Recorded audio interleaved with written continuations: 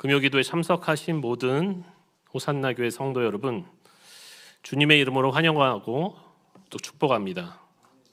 성령의 충만한 은혜가 오늘 예배 가운데 저와 또 여러분들에게 함께 임하시기를 주님의 이름으로 축원합니다. 말씀 전하기 앞서서 광고 말씀 드리겠습니다. 내일 무슨 날인지 아시죠? 네, 제 몇 회죠? 네, 4회인가? 네, 한마음 체육대회, 전교인 한마음 체육대회가 시작은 10시에 합니다. 10시에 오산 오색 문화체육센터에서 하고요. 네, 꼭 참석해 주시길 바랍니다. 그래서 경품도 지금 많이 후원이 들어와 있어요. 그래서 네, 내일의 행운의 주인공은 여러분입니다. 내일 오셔서 꼭 즐겁고 또 즐거운 교제의 장이 되기를 축원합니다. 저는요, 개인적으로 찬양을 통해서 먼저 하나님을 만났습니다. 제가 목사다 보니까 목사님은 말씀을 통해서 하나님을 만났겠지 이렇게 생각할 수도 있지만요, 저는 확실히 찬양을 통해서 하나님을 먼저 만났어요. 고등학교 때까지 저의 학창 시절을 되돌아보면요, 저는 그게 그렇게 이제 크게 튀는 것이 없이 굉장히 평범한 학생이었던 것 같습니다. 신앙적으로도 저는 그다지 크게 도드라지지 않았던 학생이었어요. 본격적으로 교회를 다니기 시작했던 중학교 2학년 이후에 그냥 주일마다 주일학교를 가급적 빠지지 않는 그런 그것도 모범적이라면 모범적일 수 있지만 출석은 했었지만 그렇다고 해서 특별히 학창 시절에 하나님을 깊이 체험했다거나 아니면 목사님의 말씀 가운데 큰 은혜를 받았다거나 하지는 않았던 것 같아요. 물론 성경을 제대로 읽어본 적도 없었습니다. 한 번은요, 제가 고등학교 2학년 때의 일이었는데요, 제가 학교가 끝나고 하교를 하면서 집으로 걸어가고 있었는데 어떤 분이 대로에서 광고지를 주는 거예요. 브로셔를 나눠주는데 여기에 동봉된 엽서를 보내주면 포켓용 현대인의 성경, 신약 성경책을 보내준다고 써 있는 것입니다. 그래서 호기심이 많은 저는 믿져야 본전이라고 생각하고 제가 엽서를 보냈어요. 그랬더니요, 진짜 포켓용 현대인의 성경, 신약 성경이 집에 우편함에 도착해 있었습니다. 굉장히 신기한 경험이었어요, 그 당시에는. 그런데 제가 그 성경을 가지고 어떻게 했을까요, 여러분? 이 성경을 어떻게 했을까요? 열심히 읽으면서 은혜를 받았을까요? 그렇지 않았습니다. 저는 현대인의 성경책을요, 제 가방에 넣어놓고 다녔어요. 그래서 마치 민간의 무속신앙에서 부적을 가지고 다니는 것처럼 저는 그냥 성경책을 가방에 넣어놓고 다니다 보면 왠지 저에게 행운이 찾아올 것 같은 그런 느낌에 성경책을 읽지는 않지만 책을 가지고 다녔습니다. 그러던 중에 고등학교 2학년 1학기가 시작되고 나서 문학이라는 수업 시간이 있었는데요, 문학 선생님이 너무나 재미있는 거예요. 거의 코미디언 저리 가라고 할 정도로 어찌나 웃기는 분이신지 첫 번째 수업 시간이요, 너무나도 재밌고 즐거웠습니다. 선생님께서 첫 수업이 끝날 때쯤에 이렇게 말씀하시는 거예요. 얘들아, 우리 수업은 교과서가 따로 없으니까 다음 시간에 각자가 아무 책이나 가지고 와라. 나중에 그 가지고 온 책으로 독후감을 써서 내는 것으로 이번 학기 과제를 평가하겠다 이러시는 거예요. 그리고 다음 문학 시간이 되었는데요, 제가 깜빡하고 아무 책이나 가지고 오라고 했는데 잊어버리고 안 가지고 왔던 거예요. 순간 제 머릿속에서 번쩍 하고 지나간 생각이, 아 맞다, 아무 책이나 가지고 오라고 했었지. 그러면서 저는 자연스럽게 제 가방 앞쪽 한 칸을 차지하고 있던 현대인의 성경 포켓본 신약 성경책을 생각해냈습니다. 그리고 책 검사를 하는데 저는 당당하게 이 손바닥만한 성경책을 책상 위에 올려놓았어요. 그랬더니 선생님이 책 검사를 하시면서 딱 들어보시더니 그래, 너는 이 책을 보고 독후감을 쓰도록 해라 이 한마디를 하셨고요. 저는 무사히 책 검사를 넘어간 데 대해서 안도의 한숨을 내쉬는 한편 속으로 이렇게 생각을 했습니다. 독후감을 제출할 때는 다른 책을 읽고 써내야지, 이렇게 생각을 했어요. 하지만 저의 그런 계획은요, 얼마 가지 못해서 산산조각이 나고 말았습니다. 우리 반보다 앞에서 수업이 있었던 다른 반의 친구한테 들어보니까 지난번 검사할 때 특이한 책을 가지고 온 친구들은 선생님이 다 기억을 했다는 거예요. 그리고 다른 독후감을 써낸 친구들을 다 적발해서 그 친구들이 교실 뒤로 불려나가서 대걸레자루로 5대씩 맞았다는 것입니다. 그래서 무섭잖아요. 대걸레자루가 진짜 아프거든요. 아니, 어떻게 그 유머가 넘치는 거의 개그맨 뺨치는 선생님께서 갑자기 이렇게 헐크처럼 변하실 수가 있을까? 저는 가슴이 쿵쾅거리기 시작했습니다. 급기야 저는요, 하는 수 없이 현대인의 성경에서 한 부분을 골라서 독후감으로 제출하기로 결정을 했어요. 그래도 다행이었던 것이 있다면요, 수업 시간에 이 독후감 검사를 하는데 한 반에서 5명만 5분 발표를 시키는 것으로 대체를 하신다고 선생님이 선언을 한 것입니다. 5명만 직접 검사를 한다는 거예요. 나머지는 써서 내는 거고요. 당시 제가 2학년 때 학급 번호가 12번이었어요. 12번이었는데 그 선생님이 발표를 어떻게 시키는지 다른 반 친구한테 들어보니까, 만약에 우리 반 수업일이 4일이잖아요. 그러면 먼저 4번을 시키신대요. 그런 다음에 그 뒷번호 하나씩 빼서 그 다음에 13번 시키고 또 하나 빼서 22번 이렇게 시키고 이런 식으로 시킨다고 들었기 때문에 제가 걸릴 확률이 없잖아요. 그러니까 저는 12번이었기 때문에 걸릴 확률이 낮아졌고 내심 마음에 안심을 하고 있었습니다. 만약 발표하는 친구가 5분을 넘기지 못하잖아요. 5분 발표를 제대로 하지 못하면 선생님은 책을 읽지 않은 것으로 간주를 해서 역시 뒤로 불려나가서 대걸레자루로 5대씩 맞았다는 이야기를 들었지만 저는 제가 그렇게 걸릴 일은 없을 것으로 생각을 했습니다. 마침내 저희 반에 그 대망의 독후감 검사 날이 되었고요. 선생님은 예상대로 먼저 4번을 지명을 해서 발표를 시켰습니다. 이 4번 친구는 아슬아슬하게 5분을 채워서 발표를 했고 간신히 처벌을 면제를 받았어요. 그리고 나서 선생님은 또다시 우리 예상대로 13번을 지명을 했습니다. 근데 갑자기 13번 친구가 일어나더니 그러는 거예요. 선생님, 죄송합니다.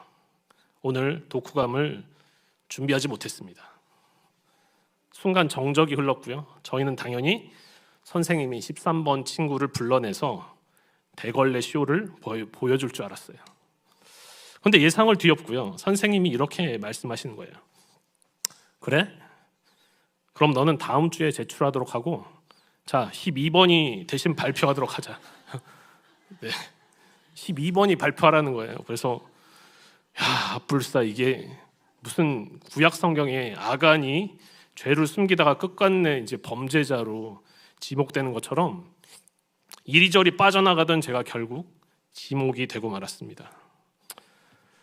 이왕 이렇게 된 이상 어쩔 수 없다. 저는 제가 아는 지식을 총동원해서 5분을 방어내기 위해서 이야기를 꺼냈습니다. 여러분, 저는 신약 성경책을 읽었습니다. 그 중에서도 요한계시록이라는 부분을 읽었는데요. 여러분, 제가 왜 이 책을 읽었는지 혹시 그 이유를 아십니까? 요즘 지하철역 같은 데 보면은 10월 28일에 휴거가 일어난다고, 빨리 회개하지 않으면 지옥에 간다는 시한부 종말론이 극성을 부리고 있기 때문입니다. 저는 이것이 사실인지 확인하기 위해서 이 책을 읽었습니다. 이렇게 대충 얼버무리고 있었는데 갑자기 어떤 친구가 손을 번쩍 들더니 저도 봤습니다. 이것은 굉장히 문제가 많다고 생각합니다. 이러면서 자기가 겪은 이야기를 막 이야기를 하는 거예요. 한참 이야기를 하고 그 친구 이야기가 끝나자마자 또 다른 친구가 손을 들더니 또 한참을 막 이야기를 했습니다.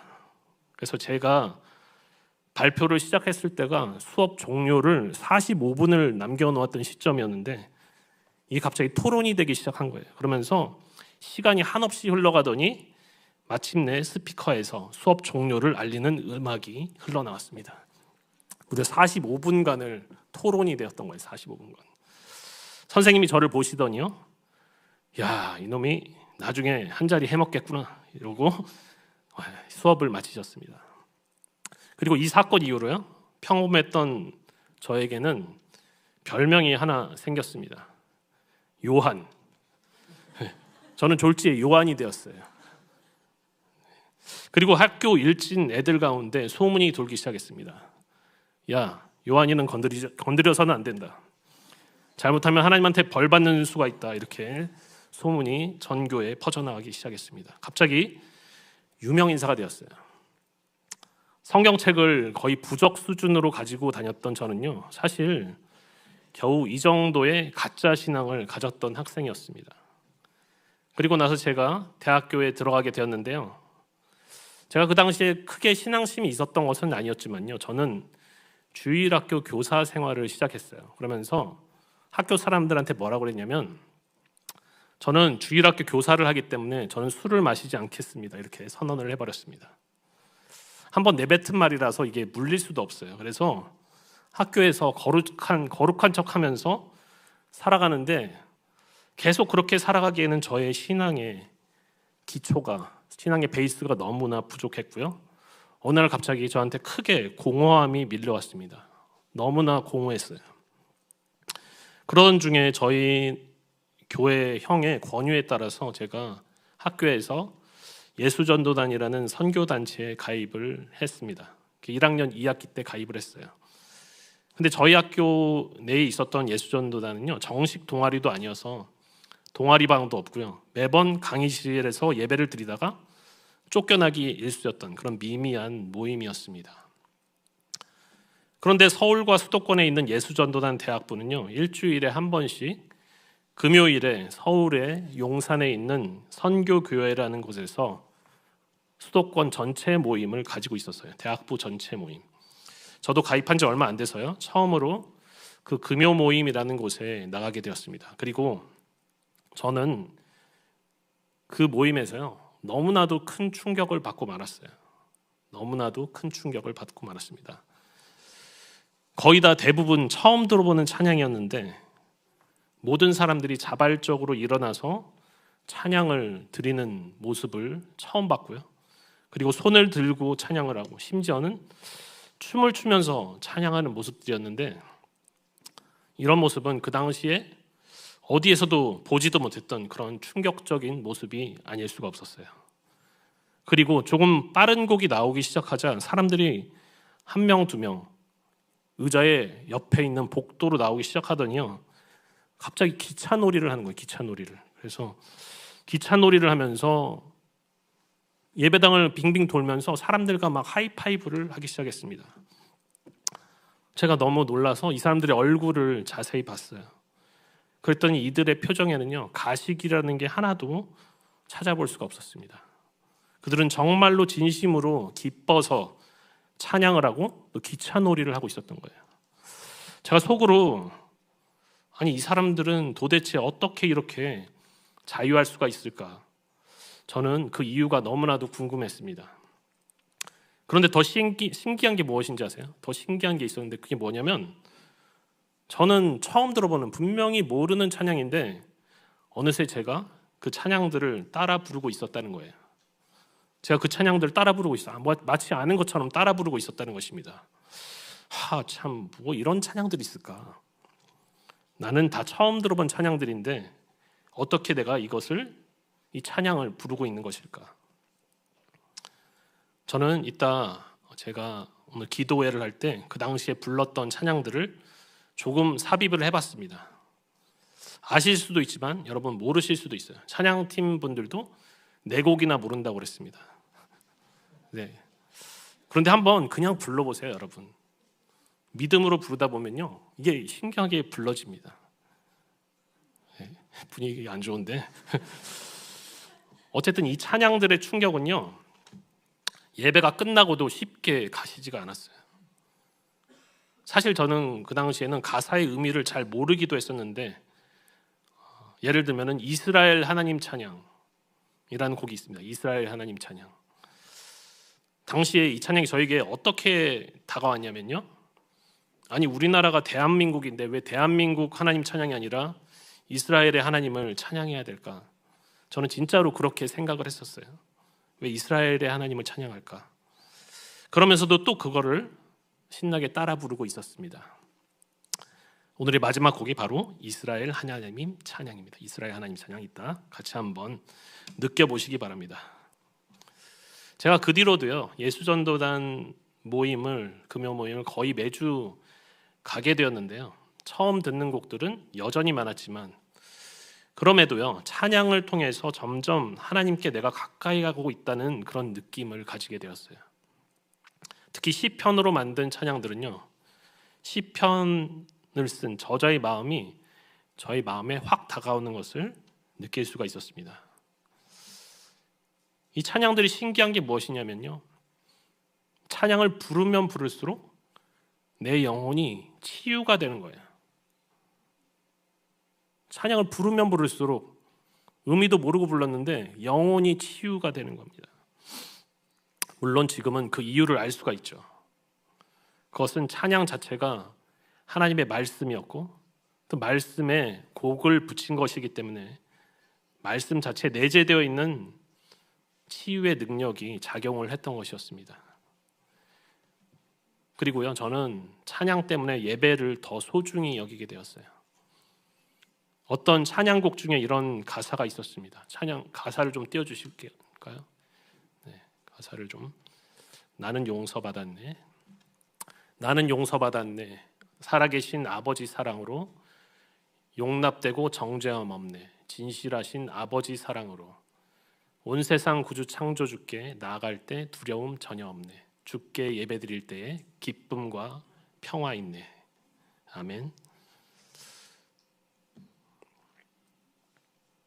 이 찬양을 부르면요, 그러면 제가 정말로 저의 모든 죄를 하나님 앞에서 용서받은 그런 느낌이 들었습니다. 그리고 하나님 앞에 나가는데요, 제가 두려움이 사라져요. 주께 예배를 드릴 때 진짜로 기쁨과 평화를 느꼈습니다. 이 찬양을 부르고 나면 기쁨과 평화를 느꼈어요. 찬양의 힘이 이렇게나 위대하구나. 저는 정말 그 시절 많이 느꼈었습니다. 여러분, 찬양을 부르면요, 무엇보다도 선하신 하나님의 성품을 느낄 수가 있습니다. 자녀된 우리를 향한 하나님 아버지의 마음, 이것을 헤아리는데요, 찬양만큼 좋은 것이 없다는 거예요. 찬양만큼 좋은 것이 없습니다. 저는 20살에 찬양을 통해서 하나님을 조금씩 알아가게 되었고요, 마침내 인격적으로 하나님을 만나는 소위 인카운터의 경험까지 하게 되었어요. 내 인생을 하나님을 위해 살겠습니다. 내 인생을 나를 위해서 사는 게 아니라 내가 어떤 직업을 가지든지, 내가 무엇을 하든지, 먹든지 마시든지 무엇을 하든지 다 하나님의 영광을 위해서 살겠습니다. 그때 결단을 하게 됐습니다. 찬양이 죽어가던 저의 영혼을 회복시켰고 저의 인생을 바꾸어 놓았습니다. 오늘 본문은요, 150편이나 되는 많은 시편 중에서 특별히 34편을 선택해 봤습니다. 이 시에는요, 제목인 표제가 달려 있는데요, 이 표제를 읽어보면 다윗이 아비멜렉 앞에서 미친 채 하다가 쫓겨나서 지은 시, 이렇게 써 있습니다. 미친 채 하다가 쫓겨나서 지은 시. 사무엘상 21장에 보면요, 다윗이 자신의 장인인 사울 왕에게 쫓기다가 마침내 어디로 피하게 되냐면 이스라엘과는 불구대천의 원수라고 할 수 있는 블레셋으로 도망가는 장면이 나오고 있습니다.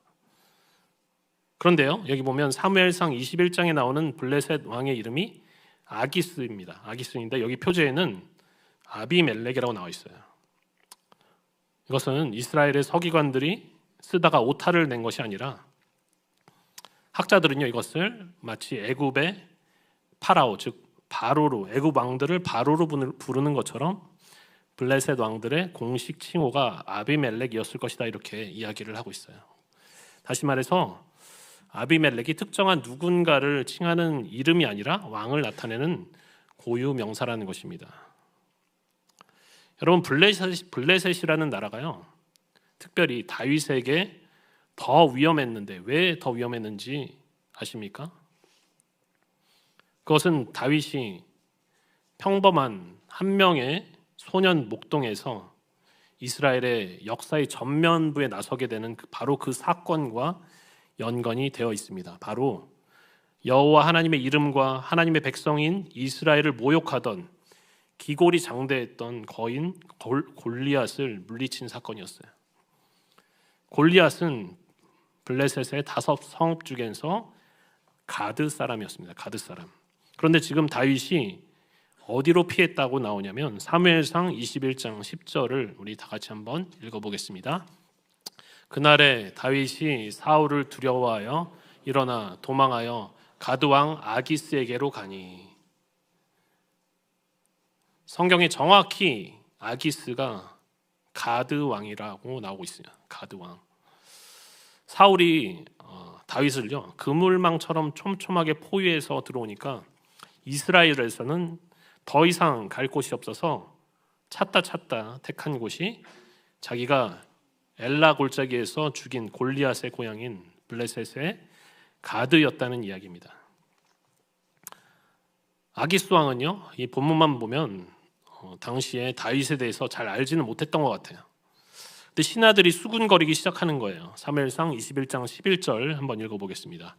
아기스의 신하들이 아기스에게 말하되 이는 그 땅의 왕 다윗이 아니니까 무리가 춤추며 이 사람의 일을 노래하여 이르되 사울이 죽인 자는 천천히요 다윗은 만만이로다 하지 아니하였나이까 한지라. 아멘.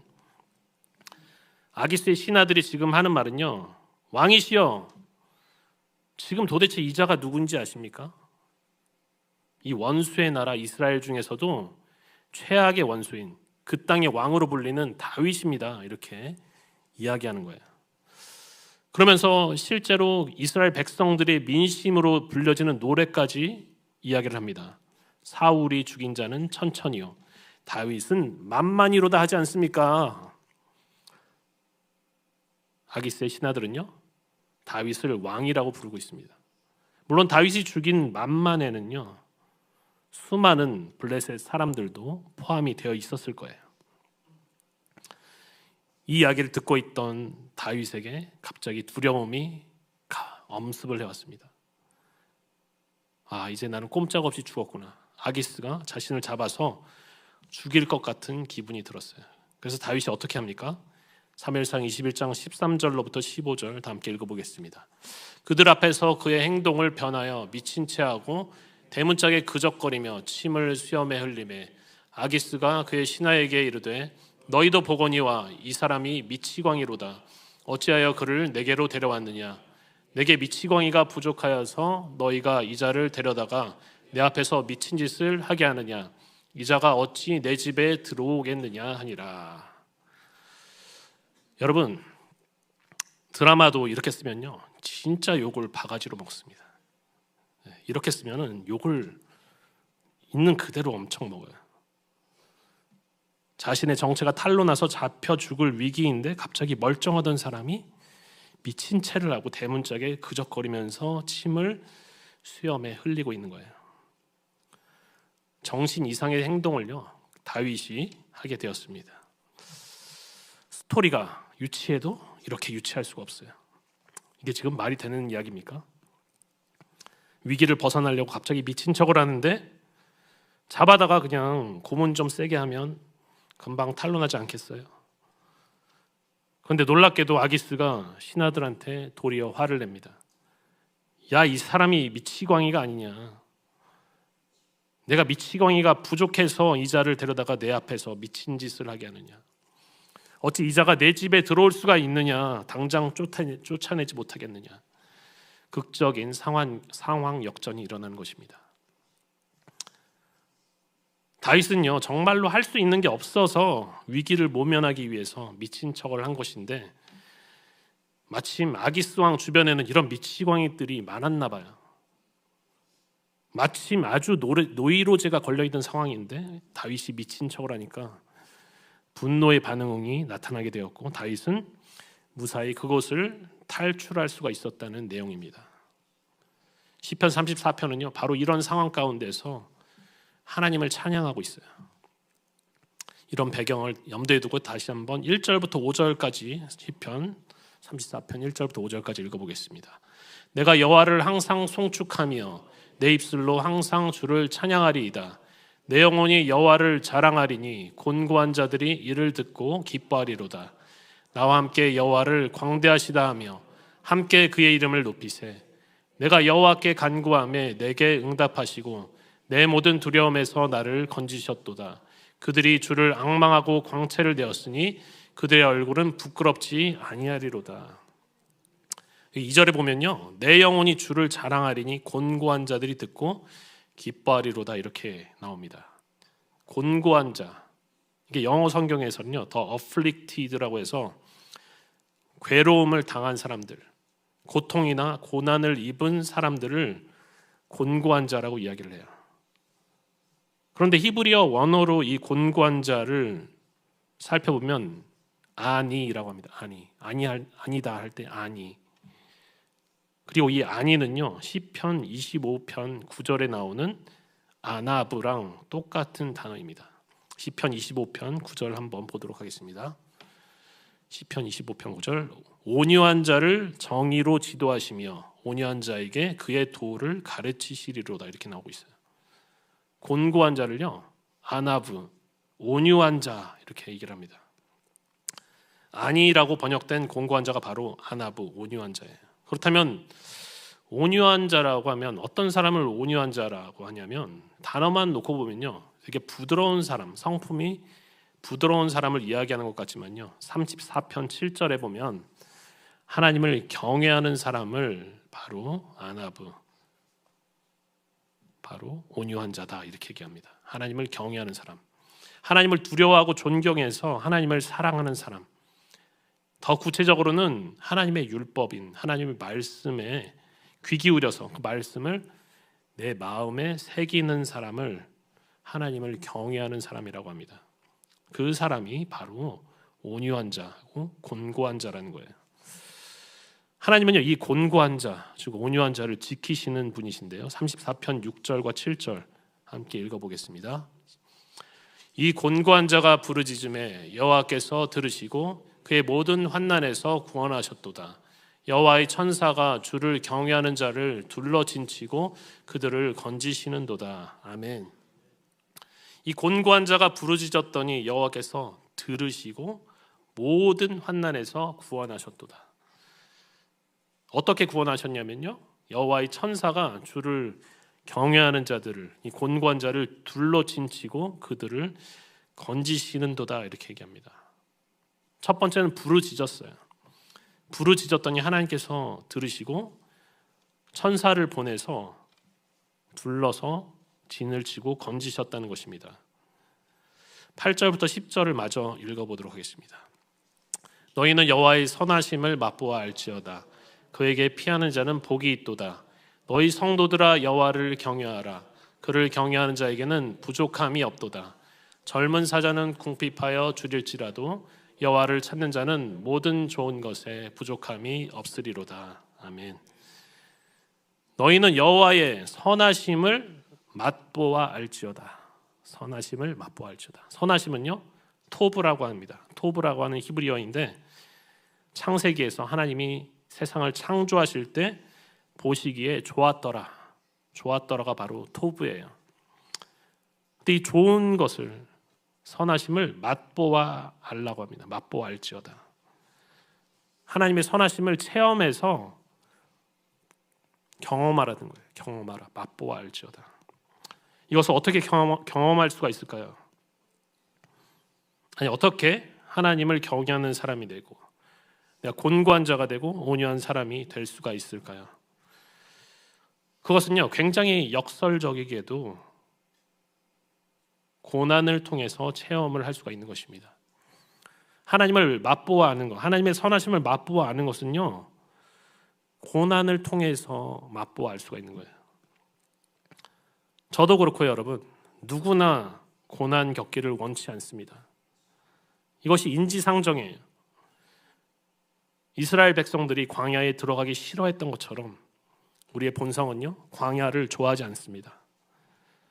하지만 고난 가운데서, 광야 가운데서 우리가 나는 아무것도 아니었구나, 내가 아무것도 아닌 것을 인정을 하게 되고, 그럴 때 우리는 온전히 하나님만을 바라볼 수 있게 되는 것입니다.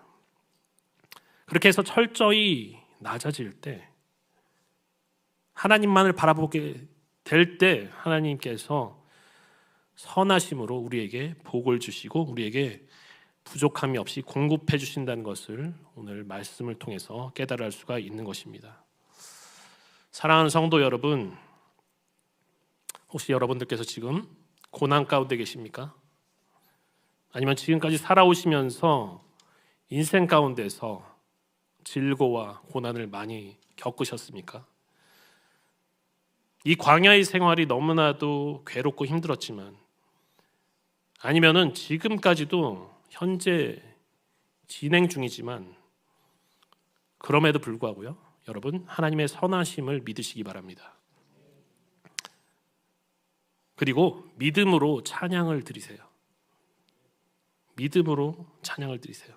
고난 중에서도 곤고한 자의 심령으로, 온유한 자의 심령으로, 하나님을 경외하는 자의 심령으로 찬양을 드리면서 부르짖으시기 바랍니다.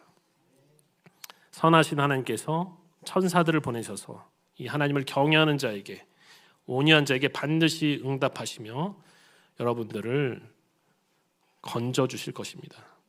부족함이 없이 공급을 해주실 것입니다. 찬양을 통해서 하나님의 선하심을 맛보아하는 저와 여러분들이 되시기를 주님의 이름으로 축원합니다.